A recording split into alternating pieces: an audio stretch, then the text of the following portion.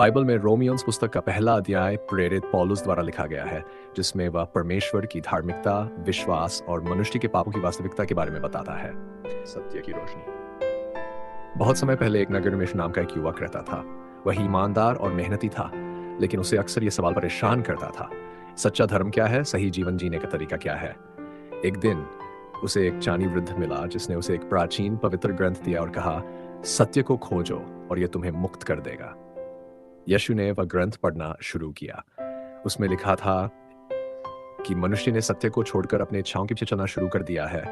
उन्होंने परमेश्वर की महिमा को छोड़कर अपनी ही बुद्धि को सबसे बड़ा मान लिया है। लेकिन सच्चा ज्ञान वही है जो परमेश्वर की ओर से आता है। यह पढ़कर यीशु को एहसास हुआ कि लोग अक्सर अपने अहंकार और भौतिक सुखों के कारण परमेश्वर के मार्ग से भटक जाते हैं।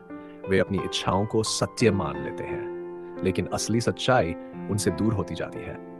यीशु ने ठान लिया कि वह इस ज्ञान को अपने नगर के लोगों तक पहुंचाएगा। वह सभी को प्रेम, विश्वास और सत्य के मार्ग पर चलने के लिए प्रेरित करने लगा। लेकिन कुछ लोग उसकी हंसी उड़ाते, उसे रोकने की कोशिश करते। फिर भी यीशु डटा रहा, क्योंकि उसे विश्वास था कि सत्य का मार्ग कठिन हो सकता है, लेकिन अंत में वही वास्तविक शांति और मुक्ति देता है।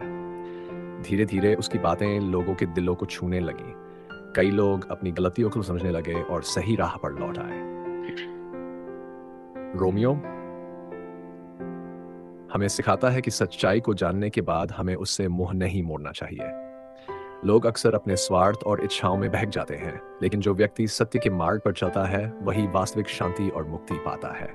इसलिए हमें हमेशा सच्चाई और धर्म के मार्ग पर बने रहना चाहिए।